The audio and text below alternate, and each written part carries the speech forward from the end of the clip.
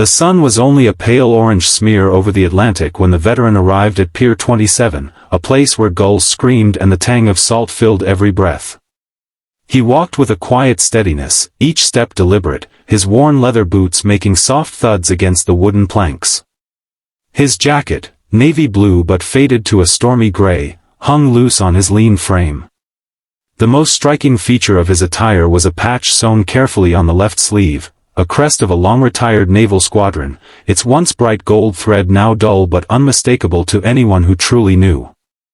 James "Hawk" Harrington had not stepped onto a Navy ship in nearly 4 decades. In those years he had watched the ocean only from shore, the horizon calling him back to days when he was young and storms were nothing more than challenges to outlast.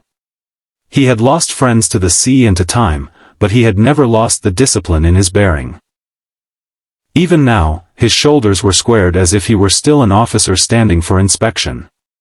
The ship before him, USS Resolute, a state-of-the-art destroyer, gleamed under the rising sun, bristling with antennas and modern weaponry. It was nothing like the steel beasts of Hawk's era. He had come today not out of nostalgia alone but because of a private promise made to a fallen comrade.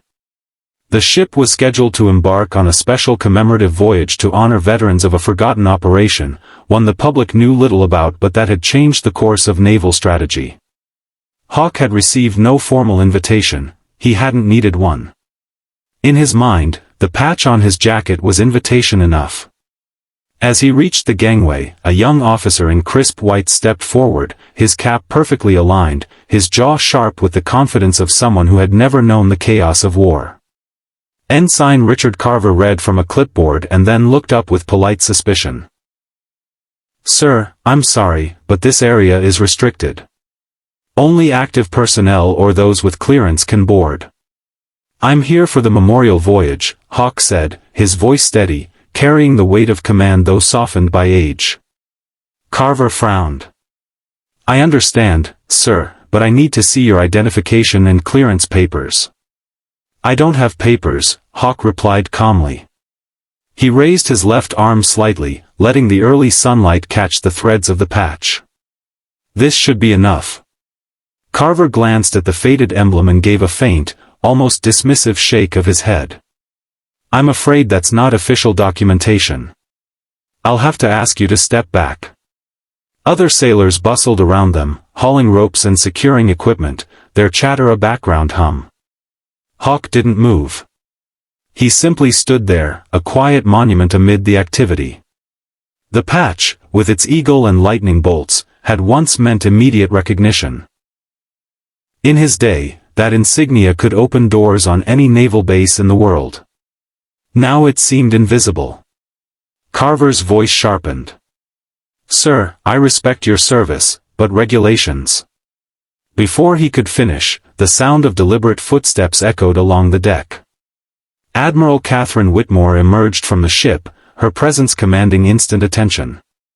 Conversations halted as she surveyed the pier, her eyes narrowing at the sight of the small standoff.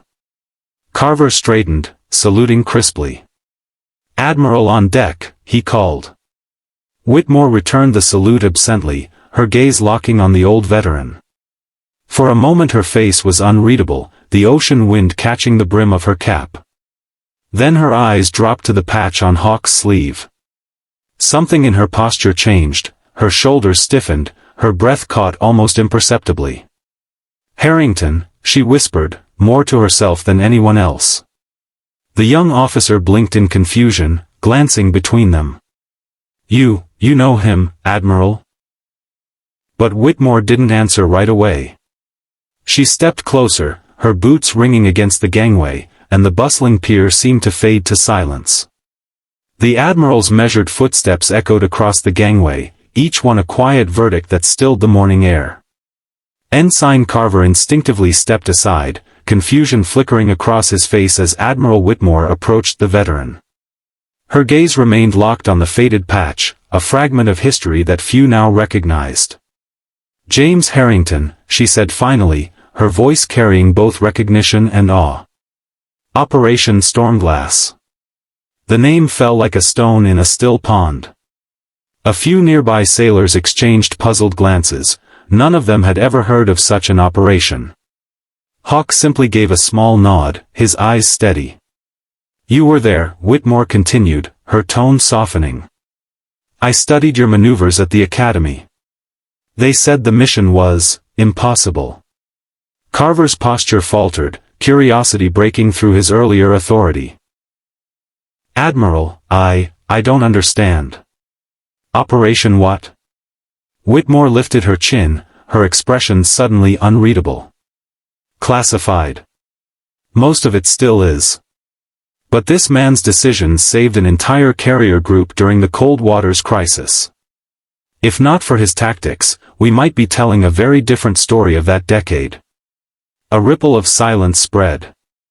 The young sailors, busy moments earlier with ropes and gear, now watched openly. Hawk remained quiet, but there was a glint in his eye, one part memory, one part sorrow. Carver swallowed hard, his voice tentative.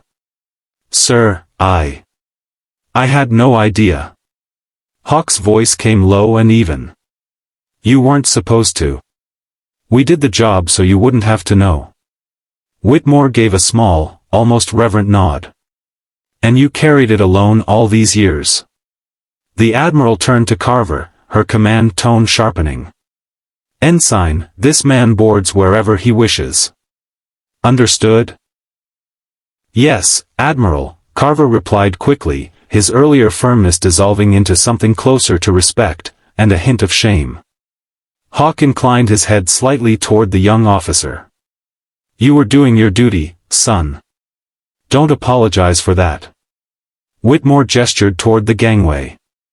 "Please, Commander Harrington. The deck is yours." As Hawk stepped onto the ship, a hush followed him, the kind reserved for someone who had quietly shaped the course of history. The sailors parted instinctively, their eyes tracing the outline of the patch that suddenly felt larger than life. The USS Resolute hummed with the energy of a vessel ready to sail, turbines warming, radios crackling, and the faint scent of diesel mingling with ocean spray. Hawk paused at the top of the gangway, his gaze sweeping the deck. Memories of another era bled into the present, the roar of storms, the metallic tang of battle stations, the desperate calculations that had once guided his every decision. Whitmore walked beside him, lowering her voice so only he could hear. "I heard rumors you'd retired quietly to the coast. No one knew where you'd gone."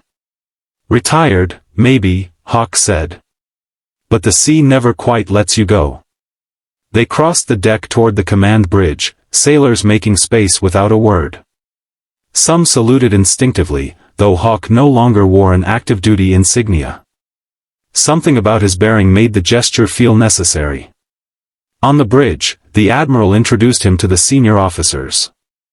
A few recognized the name belatedly, their eyes widening as they pieced together legends from academy lectures with the man standing before them. Hawk offered only a courteous nod to each greeting, deflecting the attention with a quiet dignity that commanded more respect than any rank. The commemorative voyage was meant to honor unsung heroes, but few realized that one of the greatest was now among them. As the destroyer eased away from the pier, Hawk moved to the rail, watching the shoreline recede. The sun had climbed higher, turning the water into a shimmering path of gold. Whitmore joined him, the breeze teasing the edge of her cap. "Does it feel the same?" she asked. "Different ship," Hawk replied, "same ocean."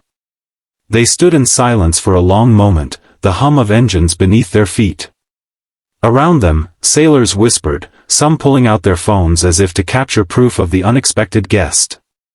Carver lingered nearby, his earlier embarrassment giving way to fascination. Finally, Hawk turned slightly, catching the young ensign's eye. "You know," he said, "protocol keeps us safe. But never forget the people behind the rules. One day you'll have to decide when to follow them, and when to trust what's right."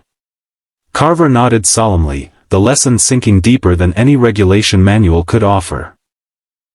As the ship cut through the waves, the old veteran's presence transformed the atmosphere. What had begun as an ordinary ceremonial voyage now felt charged with unspoken history. Each sailor seemed to stand a little taller, as if the very deck beneath their boots carried the weight of those who had come before. The Admiral gave a final, quiet order to the crew: make sure Commander Harrington is honored properly today. He's the reason voyages like this can still happen in peace. Hawk said nothing, his eyes fixed on the endless horizon. The patch on his sleeve caught the sunlight again, a small emblem that held decades of courage and sacrifice, recognized at last. A hush settled over the ship as the commemorative ceremony began. The crew gathered on the main deck, the sea stretching endless and blue around them. A brass bell tolled once, its deep note rolling across the water like a memory. Admiral Whitmore stood at the podium, her posture crisp but her eyes warm with something more personal than protocol. Beside her, James "Hawk" Harrington waited silently, his weathered hands resting lightly on the rail. Whitmore addressed the crew. Today, we honor all who served, many whose names were never known beyond their units. But among us stands a man whose decisions saved countless lives during a mission Commander still Harrington shrouded led in a secrecy. Small task force through impossible odds during the Cold Waters crisis, ensuring the safety of an entire carrier group. His actions changed the course of naval history. A low murmur spread through the assembled sailors. Some had suspected the quiet veteran was more than he appeared. Now the truth resonated like a sudden swell of tide. Hawk remained still, his expression unreadable, but the sunlight caught the old patch on his sleeve, setting it aglow like a medal of its own. Whitmore continued, her voice steady. For years, his courage went unrecognized because the mission remained classified. But today, in front of this crew and the open sea, we acknowledge his extraordinary service. She turned to him. Commander Harrington, would you share a few words? Hawk hesitated, the sound of waves and distant gulls filling the pause. Slowly, he stepped forward. His gaze swept over the faces, young men and women who carried the Navy's legacy into a new era. He spoke in a voice quiet but resonant, a voice forged in storms and long nights at sea. We were just sailors, he began. Doing our duty. We didn't think about history or medals. We thought about each other, about getting everyone home alive. The sea doesn't care about rank or recognition. It demands everything and gives nothing back. What matters are the people beside you, the choices you make when the ocean tests you. He looked toward the horizon, where the sun's reflection glittered like a path of fire. I'm standing here because others didn't come back. I carry their stories, their courage. Remember that when you serve, it's never about one person. It's about all of us, holding the line together. Silence followed, deep and profound. Even the ocean seemed to listen. Several sailors lowered their heads, others stood straighter, their eyes bright with emotion. Ensign Carver, near the front, felt the weight of those words settle into his heart like an anchor. Whitmore stepped forward, her voice softer now. Commander Harrington, on behalf of the United States Navy, it is my honor to present you with this citation for valor and lifetime service. She held out a polished plaque, its brass plate catching the sunlight. Hawk accepted it with a slow nod. Thank you, Admiral, he said, his tone even, though a flicker of feeling crossed his eyes. But this belongs to every sailor who stood with me. They are the true heroes. The Admiral saluted, crisp and deliberate. To Commander Harrington, she said. The entire crew followed suit, hundreds of hands snapping to their brows in perfect unison. The sound of their movement was sharp as a breaking wave. For a long moment, the deck of the Resolute was silent except for the slap of water against the hull and the cry of distant seabirds. Hawk returned the salute, his arm steady, eyes bright with memories and an unspoken pride. Later, as the ship turned back toward port, the sky deepened to a burnished gold. Hawk stood alone at the bow, the plaque tucked under his arm, the wind pressing gently against his face. The ocean stretched endlessly before him, the same ocean he had crossed in storms and under fire. It no longer felt like a place of battle. It felt like a vast, eternal home. He thought of the patch on his sleeve, faded, frayed, but enduring. It was never about medals or recognition. It was about the quiet, unbreakable bond of those who serve, the unseen acts of courage that keep others safe. In that endless horizon, he felt the presence of every sailor who had stood with him, their memory as constant as the tide. Behind him, Carver approached once more, hesitating before speaking. "Commander, thank you," he said simply. Hawke looked over his shoulder, his eyes steady. "Keep the sea in your heart, ensign. And never forget who came before." As the USS Resolute glided back toward the distant coastline, the crew carried more than a veteran story. They carried a living reminder that true heroism often sails quietly, waiting only for the right moment to be recognized. And for James "Hawke" Harrington, the journey home was not just across the water, but through the enduring respect of every sailor who now knew the truth. The sun dipped low, casting a trail of shimmering light across the ocean, and Hawke let the silence of the sea speak for all that remained unsaid.